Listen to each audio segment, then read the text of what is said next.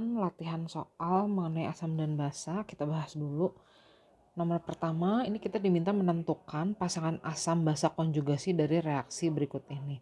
Nah, yang akan kita bahas di sini adalah konsep asam basa menurut Bronsted-Lowry. Menurut Bronsted-Lowry, asam itu adalah spesimen yang mendonorkan proton atau mendonorkan ion H+. Sedangkan kalau basa itu adalah spesimen yang bisa menjadi akseptor proton atau ion H+. Nah, kalau kita lihat persamaan yang pertama ini udah saya tulis ulang. Di sini ada dua pasang asam dan basa konjugasi. Pasangan yang pertama itu HCO3- dan H2CO3. Nah, di sini yang H-nya lebih banyak atau yang bisa mendonorkan ion hidrogen itu adalah H2CO3. Jadi H2CO3 berfungsi sebagai asam konjugasi. Sedangkan HCO3- itu kan berpotensi menerima ion H+. Jadi di sini fungsinya adalah sebagai basa. Pasangan keduanya kita lihat di sini ada NH4+ dan NH3. Yang H-nya lebih banyak berpotensi mendonorkan H+. Nah, di sini yang H+ lebih banyak ion amonium. Jadi ion amonium ini bertindak sebagai asam. Sedangkan amonia NH3 ini bertindak sebagai basa konjugasi.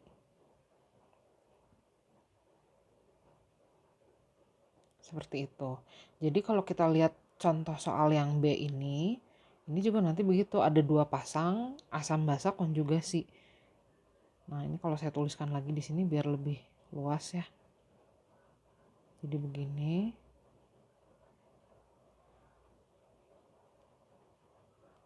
Udah kelihatan kan ya pasangan yang pertamanya itu adalah senyawa asam asetat.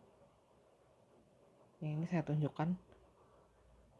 CH3COOH dengan CH3COOH2+. Yang H-nya lebih banyak, yang kanan nih. Jadi yang di kanan ini bertindak sebagai asam konjugasi.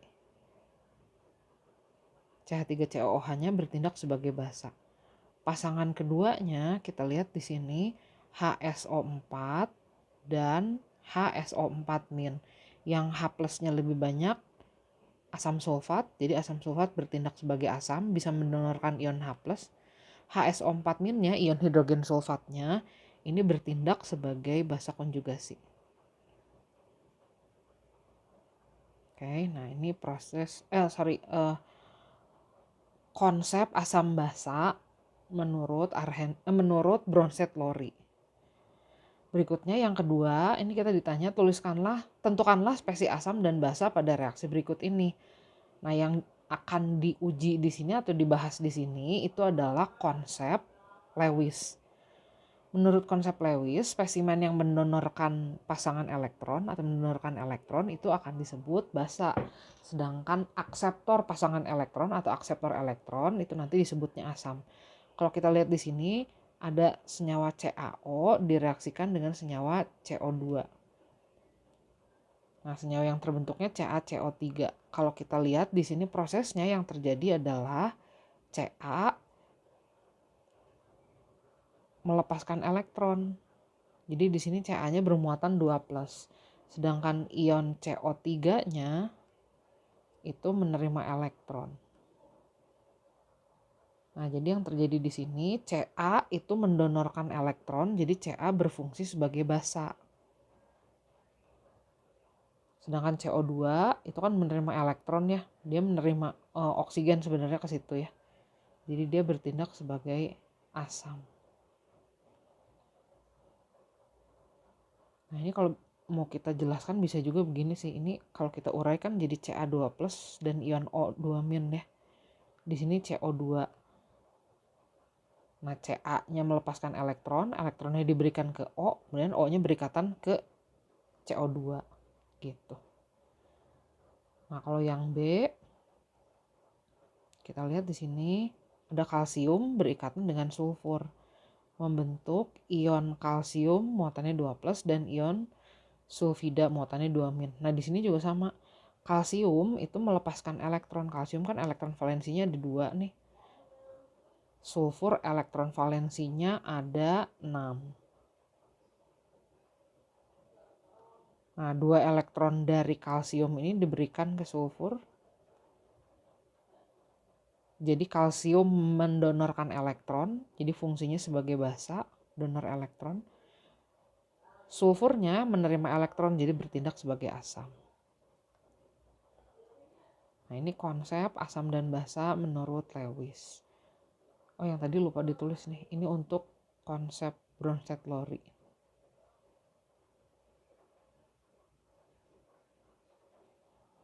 Kita lanjut. Nomor berikutnya, kita ditanya berapa pH larutan asam sulfat 0,01 molar. Asam sulfat ini adalah asam kuat, bervalensi 2. Terurai seluruhnya menjadi 2 ion H+ dan 1 ion sulfat per molekulnya. Jadi kalau kita punya mula-mula 0,1 molar asam sulfat, nanti seluruhnya terurai menjadi ion-ionnya. Seluruhnya itu berapa ya? Berarti 0,01 molar. Terurai menjadi ion H+. Ion H+-nya di sini 2 kali lebih banyak, jadi 0,02 molar. Ion sulfatnya 0,01 molar. Asamnya udah nggak ada lagi, jadi di akhir kita punya 0,02 molar ion H+ dan 0,01 molar ion sulfat. Karena kita ditanya pH, konsep pH adalah min logaritma konsentrasi ion H+. Nah, di sini konsentrasi ion H+-nya 0,02 atau 2 dikali 10 pangkat min 2 molar. Jadi pH-nya 2 min log 2. Log 2 0,3 ya. Jadi pH larutan ini 1,7. Berikutnya, kita diminta menghitung pH larutan asam sulfat pekat 98%. Nah, persentase di sini ini artinya adalah konsentrasi dalam satuan persen ya. Harap dibedakan dengan derajat ionisasi. Kalau derajat ionisasi itu adalah jumlah yang mengionnya. Sebanyak 1,8 ml, massa jenisnya diketahui, dilarutkan dalam 200 ml air. Nah, pertama kita harus menghitung dulu berapa konsentrasi asam sulfat pekat ini sebelum ditambahkan air ya. Nah, molaritasnya kita hitung dulu, kita konversi dari satuan persen menjadi molaritas. Kita langsung aja pakai persamaan yang udah diturunkan ini. Persentasenya 98% dikali 10 dikali massa jenisnya 1,8. Massa molekul relatifnya 98, ini kalau dihitung. Jadi mula-mula konsentrasi asam sulfat pekatnya adalah 18 molar. Nah, kemudian kita mengencerkan larutan ini. Dalam pengenceran jumlah mol zat terlarut itu tidak berubah. Jadi kita bisa hitung dengan persamaan ini. Molaritasnya mula-mula 18 molar, volumenya 1,8 ml. Kita encerkan, dilarutkan dalam 200 ml air. Nah, sebenarnya nanti volume akhirnya jadinya 200 ditambah 1,8 ml. Tapi biasanya kita mengabaikan jumlah asam sulfat pekatnya. Karena ya 200 ditambah 1,8 jadi 201,8 ya nggak akan terlalu jauh beda ya. Kita anggap volume akhirnya adalah volume air yang ditambahkan. Jadi kalau dihitung konsentrasinya sekarang menjadi 18 dikali 1,8 dibagi 200. Jadi konsentrasinya menjadi 0,162 molar.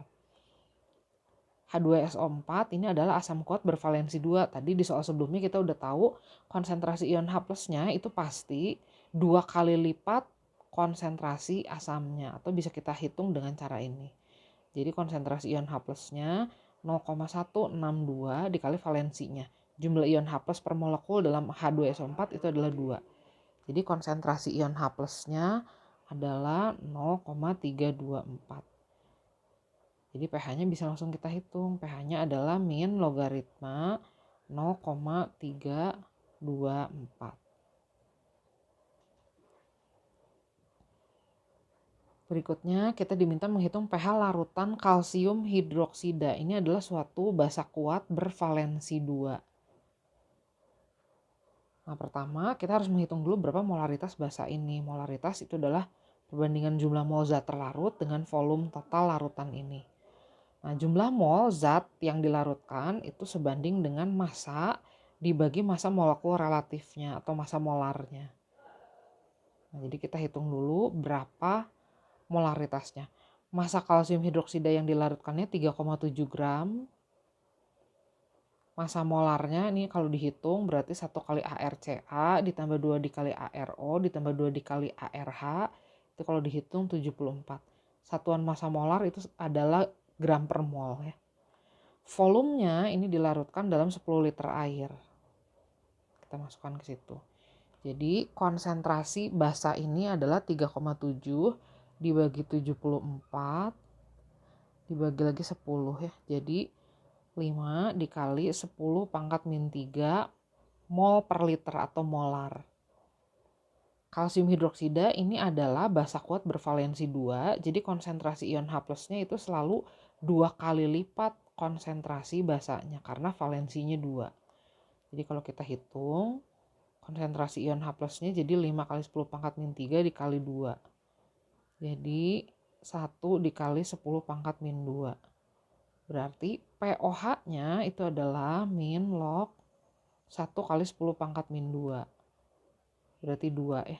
pH-nya berarti 12. Karena pH ditambah POH sama dengan 14. Sama dengan pKw. Next, gas HCl murni sebanyak 1,2 ml ditiupkan ke dalam air. Nah, jadi kita melarutkan sejumlah gas di dalam air. Kita bisa menghitung dulu jumlah mol gas yang dilarutkan dengan persamaan gas ideal. Kalau kita mau menghitung jumlah molnya, berarti kita menghitung dengan cara ini. Nah, tekanan di sini 76 cm Hg. Nah, ini sama atau setara dengan 1 atmosfer. Volume HCl-nya 1,2 ml. Saya nggak mengganti satuan, tetap dalam mililiter, nggak apa-apa. Jadi nanti satuan molnya itu dalam milimol. Tetapan gas idealnya dianggap 0,08. Suhu gas ini 27 derajat Celcius. Kalau dikonversi ke Kelvin ditambah 273 jadi 300 Kelvin. Nah, jadi kita tahu jumlah mol gas yang terlarutnya. Jumlah mol gasnya jadi sini 1,2 dibagi 24 ya. Jadi 0,05 milimol. Nah, kemudian gas ini kita larutkan dalam air. Jadi kita akan punya larutan. Konsentrasi larutan bisa kita hitung dengan cara ini. Jumlah mol zat terlarut, gas HCl-nya 0,05 milimol dilarutkan dalam air. Airnya 10 ml di sini. Jadi volume cairannya atau larutannya kita anggap 10 ml. Nah, jadi konsentrasi larutan HCl yang terbentuk adalah 5 dikali 10 pangkat min 3 molar. Sekarang kita tinggal menghitung pH-nya. HCl ini adalah asam kuat bervalensi 1. Jumlah ion H+ per molekulnya 1. Jadi kalau kita mau hitung konsentrasi ion H+-nya seperti ini caranya. Molaritasnya 5 dikali 10 pangkat min 3 dikali 1. Jadi pH-nya min log 5 kali 10 pangkat min 3 atau 3 min log 5. Log 5 itu dibulatkan 0,7. Nah, jadi pH larutan yang terbentuk 2,3. Berikutnya ini ada contoh soal mengenai indikator asam dan basa. Nah, di sini ada 3 indikator yang digunakan. Kemudian ada 2 sampel yang diamati. Nah, kita lihat dulu sampel limbah pertama atau sampel pertama kita tentukan pH-nya. Paling gampang kita gambar garis bilangan. Larutan yang pertama berwarna kuning di dalam methyl orange. Nah, kalau dilihat di sini berarti ada di batas atasnya ya. Berarti pH larutan ini di atas 4. Jadi saya gambarkan pH larutannya dalam garis bilangan lebih kanan dari 4. Kemudian diuji dengan bromtimol biru warnanya kuning. Kuning ini batas bawah dalam bromtimol biru. Berarti pH larutan limbah 1 itu di bawah 6. Saya akan kasih warna beda ya biar nggak bingung. Ini yang 6 itu muncul dari data kedua dari ini ya. Oke. Nanti kita akan mencari daerah irisannya. Selanjutnya diuji lagi dengan phenolphthalein. Larutan ini tidak berwarna. Tidak berwarna ini batas bawah dari indikator phenolphthalein, batas bawah dari trayek perubahan warnanya. Jadi pH larutan ini di bawah 8,3. Nah, kalau kita cari irisannya, daerah irisannya itu yang ini. Jadi pH limbah yang pertama itu antara 4 sampai 6. Berikutnya kita amati juga pengamatan dari limbah kedua. Limbah kedua warnanya kuning di dalam methyl orange. Kuning ini warna batas atas dari methyl orange. Jadi pH limbah 2 itu di atas 4,0. Di atas batas atasnya methyl orange. Kemudian warnanya biru di dalam bromthymol biru. Berarti di atas batas atas trayek pH-nya bromthymol biru. Saya gambarkan di sini. Berikutnya berwarna merah di dalam phenolphthalein. Merah ini warna batas atas dari trayek pH phenolphthalein. Jadi warna limbahnya disimpulkan di atas 10,0. Nah, kalau kita cari irisannya berarti pH limbah 2 itu di atas 10. Jadi kalau kita tuliskan pH limbah yang pertama itu antara 4,0 sampai 6,0. Sedangkan limbah yang kedua pH-nya itu adalah di atas 10,0. Ini ada soal yang mirip juga. Sama kita juga diminta menentukan pH sampel di sini. Saya mulai dulu dari sampel yang pertama. Sampel yang pertama warnanya kuning dalam methyl orange, berarti pH-nya di atas batas atasnya, di atas 4,0. Kemudian warnanya kuning lagi dengan bromthymol biru. Nah, bromthymol biru ini warna batas bawahnya yang kuning. Jadi warna limbah 1 itu ada di batas bawahnya bromthymol blue, berarti pH-nya di bawah 6,0. Kemudian diuji dengan phenolphthalein, warnanya tidak berwarna. Tidak berwarna ini batas bawah warna phenolphthalein. Jadi pH limbah 1 di bawah 8,3. Nah, daerah irisan yang memenuhi semua syarat yang tadi ini. Jadi pH limbah yang pertama itu antara 4,0 hingga 6,0. Nah, sekarang kita lihat limbah yang kedua.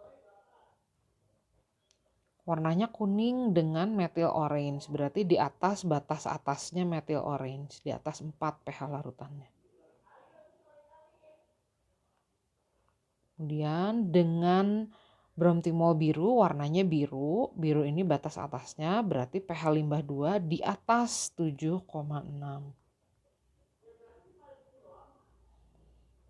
Kemudian dengan phenolphthalein dia warnanya merah. Merah ini batas atasnya phenolphthalein. Jadi limbah 2 warnanya merah, jadi pH-nya di atas 10. Daerah yang beririsannya ini. Jadi pH limbah 2 di atas 10,0.